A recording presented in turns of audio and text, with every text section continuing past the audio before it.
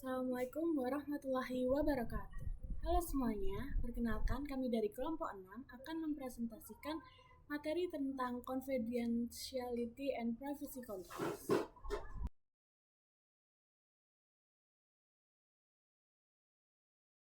Nah, pertama-tama kita akan membahas tentang melindungi kerahasiaan dan privacy. Organisasi pasti memiliki banyak sekali informasi sensitif, termasuk rencana strategis, rahasia dagang, informasi biaya, dokumen hukum, dan perbaikan proses. Kekayaan intelektual inilah yang seringkali penting bagi keunggulan kompetitif dan keberhasilan jangka panjang organisasi. Organisasi itu juga perlu melindungi privasi informasi pribadi yang mereka kumpulkan dari pemasok, pelanggan, dan karyawan.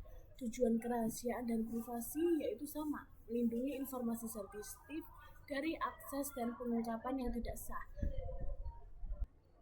Nah, ada 4 tindakan dasar yang harus diambil untuk melindungi kerahasiaan dan privasi ini. Yang pertama itu ada mengidentifikasi dan klasifikasikan informasi yang akan dilindungi. Langkah pertama untuk melindungi kerahasiaan dan privasi ini itu mengidentifikasi di mana informasi tersebut berada dan siapa saja yang memiliki akses ke informasi tersebut. Setelah informasi yang perlu dilindungi telah teridentifikasi, langkah selanjutnya yaitu mengklasifikasikan informasi tersebut berdasarkan nilainya bagi organisasi. Praktik manajemen COVID menunjukkan bahwa klasifikasi merupakan tanggung jawab pemilik informasi, bukan profesional keamanan informasi. Karena hanya pemilik informasilah yang memahami cara penggunaan informasi tersebut.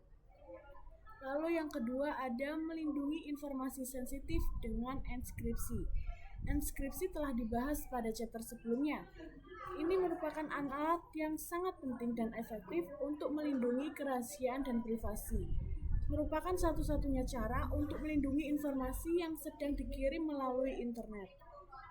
Namun, enskripsi bukanlah obat yang mujarab, karena enskripsi itu hanya melindungi informasi saat disimpan atau dikirim, bukan selama pemrosesan. Karena informasi itu harus dideskripsi agar dapat diproses. Dengan demikian, karyawan yang menjalankan program yang menggunakan informasi sensitif tersebut berpotensi melihat informasi-informasi rahasia lainnya. Selanjutnya ada mengontrol akses ke informasi sensitif. Perangkat lunak manajemen hak informasi atau IRM menyediakan lapisan perlindungan tambahan untuk informasi sensitif yang disimpan dalam format digital. Hal ini menawarkan kemampuan tidak hanya untuk membatasi akses ke berkas atau dokumen tertentu, tetapi juga untuk menentukan tindakan seperti membaca, menyalin, mencetak, mengunduh ke perangkat USB dan lainnya. Hal ini dapat dilakukan oleh individu yang diberi akses ke sumber daya tersebut. Perangkat lunak DLP merupakan kontrol pencegahan di mana perangkat ini dapat dan harus dilengkapi dengan kode penyematan yang disebut digital watermark dalam dokumen. Digital watermark merupakan kontrol detektif yang memungkinkan organisasi mengidentifikasi informasi rahasia yang telah diungkapkan. Selanjutnya ada pelatihan.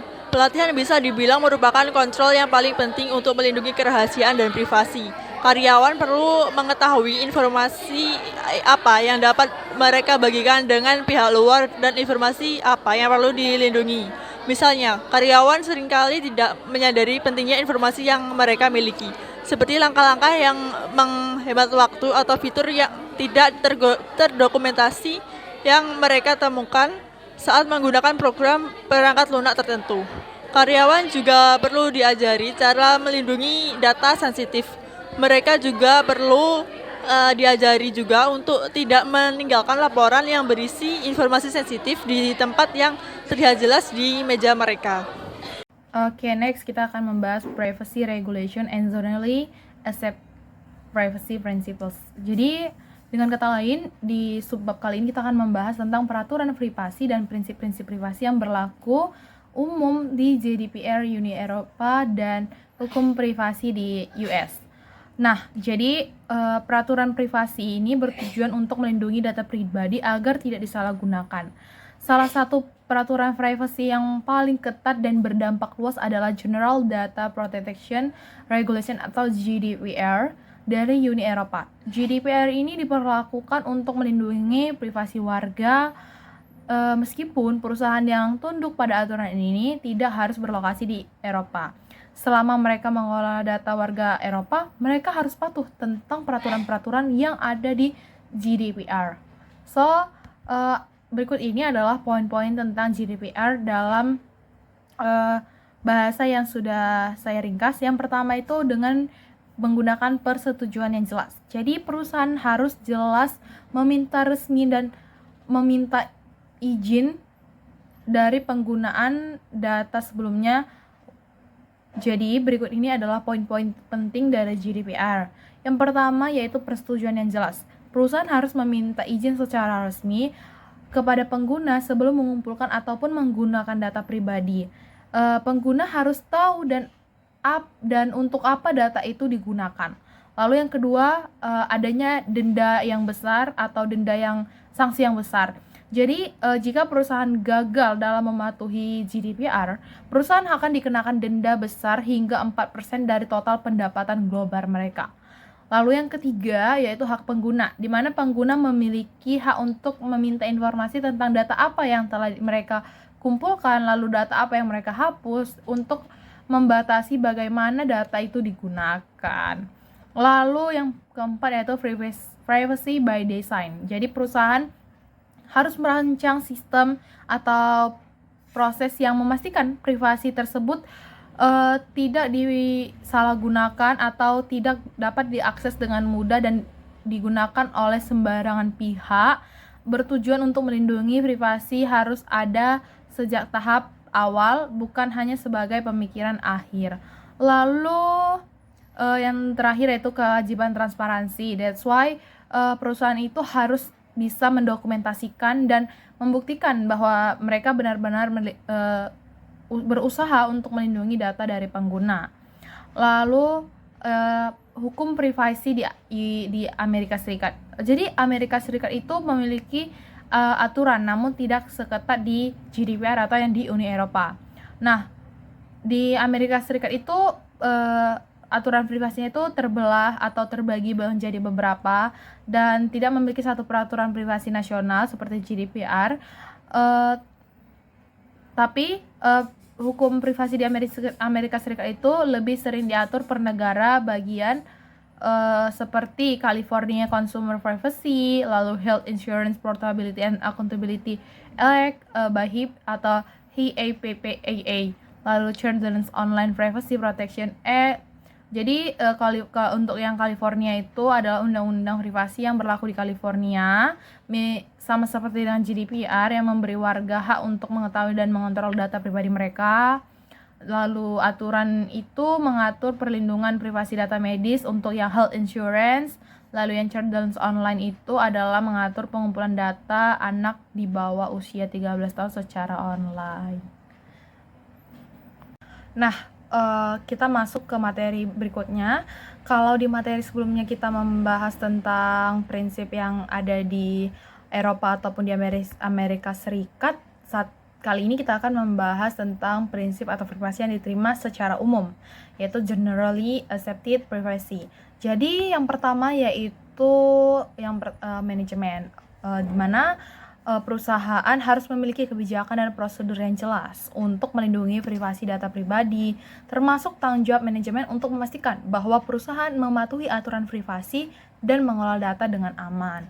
Yang kedua yaitu notice atau pemberitahuan, di mana pengguna harus diberitahu tentang bagaimana data pribadi akan digunakan oleh perusahaan. Jadi informasi ini harus disampaikan dengan jelas dan mudah dipahami sebelum data tersebut digunakan oleh pihak perusahaan. Lalu yang ketiga yaitu choice and consent, di mana pilihan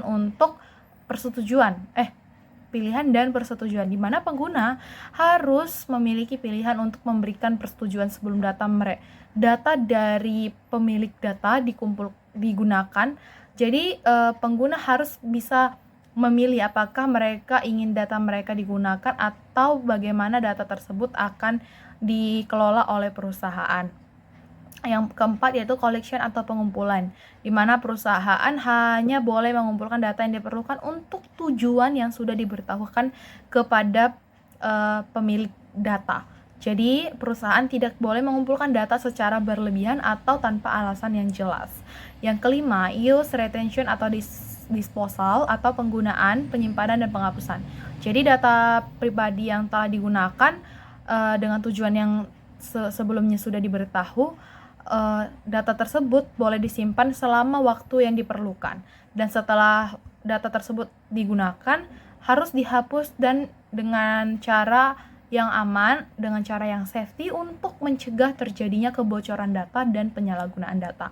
Yang keenam yaitu access, di mana pengguna berhak untuk mengakses data pribadi dari data mereka dan memperbaiki atau memperbarui informasi jika diperlukan apabila terjadi kesalahan atau tidak kevalidasian data. Perusahaan pun harus memberi cara yang mudah baik pemilik data untuk melihat dan memperbaiki data mereka. Yang ketujuh yaitu disclosure to third parties, atau pengungkapan kepada pihak ketiga. Nah, data pribadi tersebut hanya boleh dibagikan kepada pihak ketiga apabila pemilik data diberitahu dan sudah memberikan persetujuan. Jadi pengungkapan data tersebut harus sesuai dengan apa yang sudah disepakati sebelumnya. Lalu yang keenam yaitu security atau keamanan, di mana perusahaan harus melindungi data pribadi dari ancaman akses yang tidak sah, pencurian, kebocoran data, ataupun hal-hal yang tidak diinginkan lainnya. Sehingga organisasi harus menerapkan strategi yang aman, lalu memadai seperti enskripsi ataupun kontrol akses yang begitu ketat agar pihak-pihak luar tidak dapat mengakses data-data pribadi. Lalu yang ke-9 yaitu kualitas, di mana perusahaan harus memastikan bahwa data pribadi yang mereka simpan atau yang mereka miliki saat itu adalah data yang sudah tidak relevan atau tidak akurat. Mereka harus memperbaharuinya ataupun menghapusnya secara berkala. Yang terakhir yaitu monitoring and enforcement, yaitu pemantauan atau penegakan. Jadi perusahaan itu harus secara rutin memantau kepatuhan terhadap kebijakan privasi dan aturan yang berlaku. Nah, apabila ada pelanggaran, maka perusahaan harus mengambil tindakan penegakan untuk memperbaiki masalah dan agar tidak terjadi kembali di masa depan. Untuk materi selanjutnya akan dijelaskan oleh rekan saya. Terima kasih. Nah, selanjutnya saya akan menjelaskan tentang encryption atau enskripsi. Enskripsi adalah sebuah pengendalian preventif yang dapat digunakan untuk melindungi baik kerahasiaan maupun privasi. Enkripsi melindungi data saat sedang berjalan melalui internet dan juga menyediakan sebuah tembok batas terakhir yang harus dilalui oleh seorang penyusup yang telah mendapatkan akses tak ternotarisasi atas informasi yang disimpan. Lalu, seperti yang dapat dilihat pada gambar, enskripsi adalah sebuah proses mentransformasikan teks normal yang disebut plain text ke dalam raban yang tidak dapat dibaca yang disebut ciphertext. Description atau deskripsi membalik proses ini, mengubah crypttext kembali ke dalam plain text, dan gambar tersebut menunjukkan bahwa baik enskripsi maupun deskripsi melibatkan penggunaan sebuah kunci dan algoritma. Komputer merepresentasikan baik plain text maupun ciphertext sebagai sebuah seri bilangan biner 1, 0, dan 1. Kunci enskripsi dan enskripsi juga merupakan rangkaian bilangan biner. Algoritma adalah formula yang menggunakan kunci untuk mengubah plain text menjadi ciphertext atau ciphertext kembali menjadi plain text. Selanjutnya, saya akan menjelaskan tentang faktor that influence encryption strength atau faktor-faktor yang mempengaruhi kekuatan enskripsi. Ada 3 faktor penting yang menentukan kekuatan enskripsi. Yang pertama, key-length atau panjang kunci. Yang kedua, encryption algorithm atau algoritma enskripsi. Yang ketiga, policy for managing cryptographic keys atau kebijakan untuk mengelola kunci-kunci kriptografi. Yang pertama yaitu key-length atau panjang kunci. Kunci yang lebih panjang memberikan enskripsi yang lebih kuat dengan mengurangi jumlah blok-blok berulang pada ciphertext. Hal tersebut menjadikannya lebih sulit untuk menunjukkan pola-pola ciphertext yang merefleksikan pola-pola plain text asli. Yang kedua yaitu encryption algorithm atau algoritma enskripsi. Jenis algoritma yang digunakan untuk mengkombinasikan kunci dan plain text adalah sangat penting. Sebuah algoritma yang rumit bukan tidak mungkin untuk dirusak dengan menggunakan teknik penebakan paksa brutal. Kerahasiaan tidak diperlukan untuk kekuatan. Tentu saja, prosedur-prosedur yang digunakan oleh sebagian besar algoritma enkripsi yang dapat digunakan secara luas, tersedia secara publik.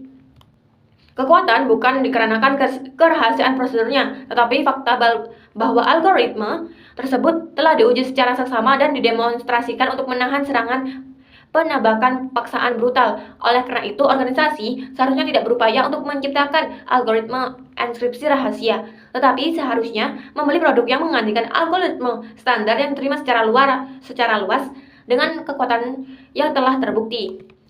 Nah, yang ketiga yaitu Policy for Managing Cryptographic Keys atau kebijakan untuk mengelola kunci kriptografi.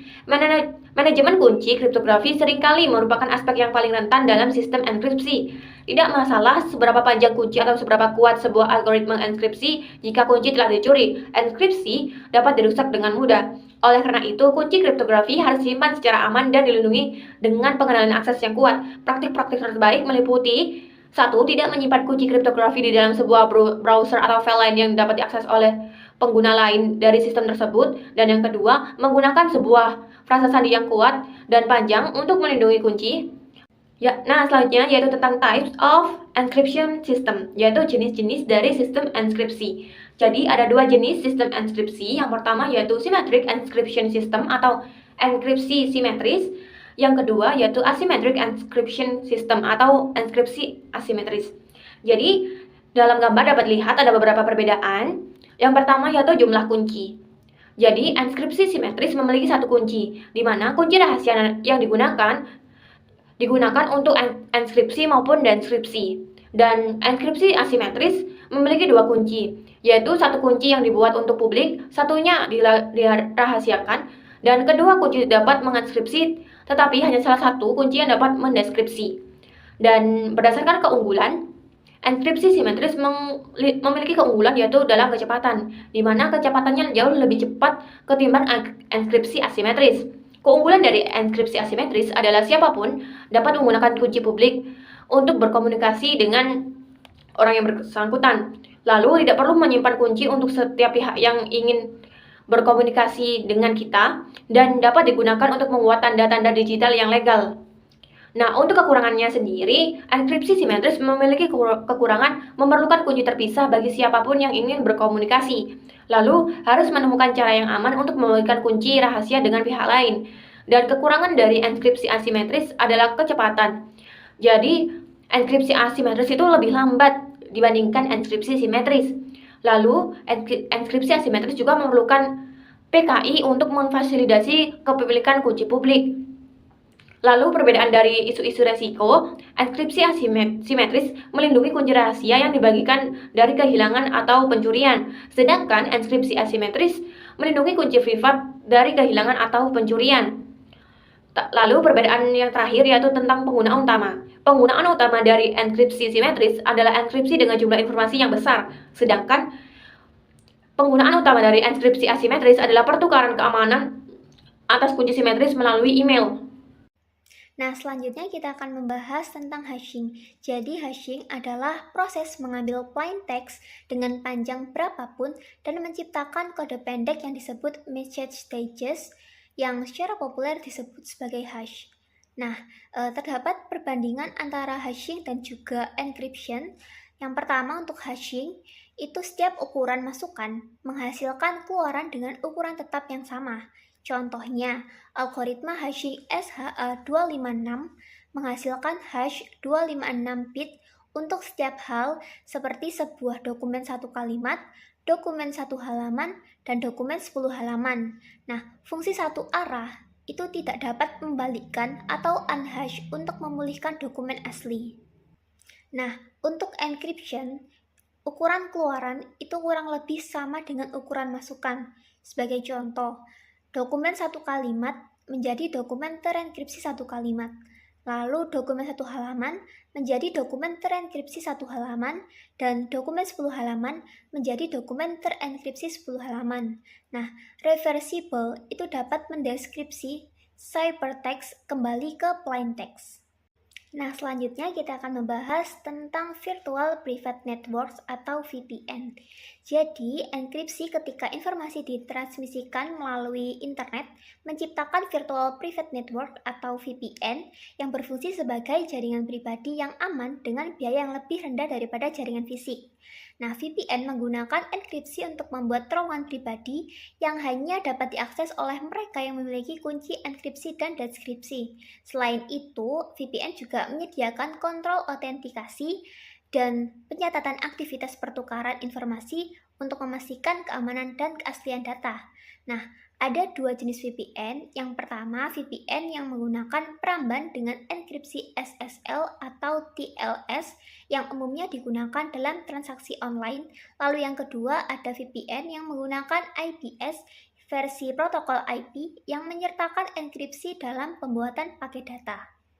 Nah, selanjutnya kita akan membahas mengenai digital signature atau tanda tangan digital. Jadi, dalam membuat tanda tangan digital itu meliputi proses dua langkah. Pertama-tama membuat hash dokumen atau file dan kemudian mengenkripsi hash tersebut menggunakan kunci pribadi.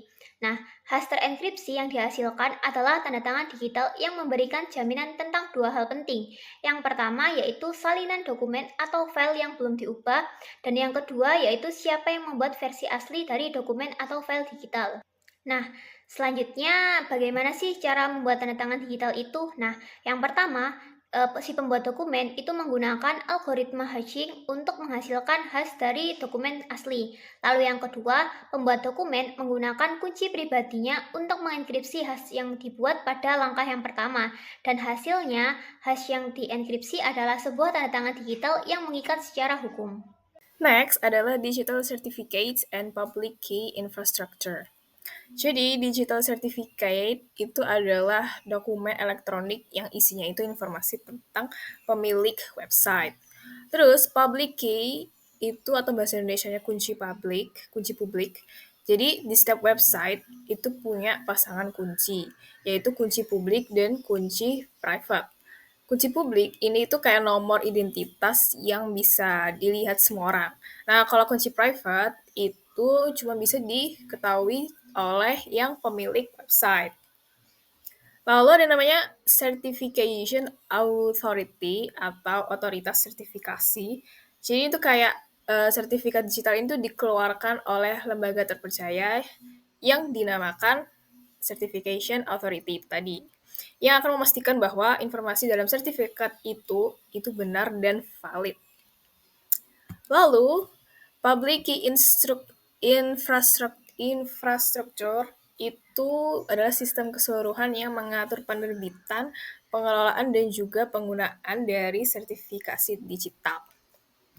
Nah, terus proses verifikasinya itu, jadi browser itu, jadi saat kita mengunjungi sebuah situs, nah browser itu akan automatically memeriksa validitas dan juga validitas dari sertifikat digital situs tersebut. Terus, browser juga akan membandingkan nih tanda tangan digital pada sertifikat dengan tanda tangan yang udah disimpan di browser. Kalau misalkan cocok, ya berarti sertifikatnya itu valid. Dan juga browser itu akan periksa apakah sertifikatnya itu masih berlaku atau enggak. Oke, next adalah blockchain. Jadi, hashing di blockchain itu mampu menciptakan catatan digital yang aman, transparan, dan juga tidak dapat diubah. Nah, terus kita lihat ketiga gambar di bawah ini. Ini adalah gambar dari proses hashing dalam blockchain. Nah, aku bakal jelasin ini satu-satu. First step itu kita buat root hash atau akarnya untuk blok dokumen. Jadi, di step dokumen dalam blok itu diubah jadi nilai hash menggunakan algoritma hash. Nah, hash ini adalah representasi unik dari dokumen itu. Terus, hash dari step dokumen itu digabungin secara berpasangan dan dihash kembali. Nah, proses ini tuh diulang sampai semua hash itu digabungkan jadi satu hash tunggal yang namanya root hash untuk blok itu. Terus, langkah kedua yaitu memvalidasi blok baru dan menyimpan nomor nonce di header block. Jadi, root hash yang dihasilkan dari langkah satu tadi itu dikombinasiin dengan hash block sebelumnya dalam rantai dan sebuah angka acak yang disebut nonce. Terus, kombinasi ini kemudian di-hash berulang kali dengan mencoba berbagai nilai nonce hingga, menghasilkan hash yang memenuhi kriteria tertentu. Nah, kriteria itu biasanya berjumlah 0 di awal hash. Nah, proses pencarian nilai nonce ini yang memenuhi kriteria itu disebut mining. Lalu, setelah nonce yang tepat itu ditemukan, blok baru tersebut dianggap valid dan ditambahkan ke akhir rantai nilai blockchain. Nah, nilai nonce dan root hash blok baru itu disimpan ke dalam header block. Lalu, step ketiga, yaitu menambahkan blok baru ke rantai dan disesuaikan oleh semua peserta. Jadi, setelah proses mining berhasil menemukan nilai nonce yang tepat dan juga menghasilkan hash yang valid, langkah selanjutnya itu menambahkan blok baru tersebut ke rantai blockchain yang udah ada. Nah, proses ini tuh melibatkan 2 tahap. Yang pertama, langkah yang 3A, yaitu kita nambahkan blok baru ke rantai. Jadi, blok baru yang udah divalidasi dan ditambahkan ke akhir rantai blockchain, jadi setiap blok dalam rantai itu terhubung satu sama lain melalui hash. Dan hash dari blok sebelumnya itu akan jadi bagian dari perhitungan hash untuk blok selanjutnya atau blok yang baru. Nah, dengan cara ini itu kebentuklah sebuah rantai blok yang saling terhubung secara kronologis. Lalu, langkah yang 3B itu kita menyalin blockchain ke semua peserta. Terus setelah blok baru ditambahkan, informasi tentang blok baru ini akan disiarkan ke semua peserta dalam jaringan blockchain. Nah, setiap peserta akan memperbarui salinan blockchain mereka dengan menambahkan blok baru yang udah divalidasi. Nah, dengan cara ini, semua peserta itu akan memiliki salinan blockchain yang sama persis dan terupdate. Nah, itu tadi adalah presentasi dari kelompok kami. Dan mohon maaf bila ada kesalahan dan kekurangan dalam penyampaian materi. Kami undur diri. Wassalamualaikum warahmatullahi wabarakatuh.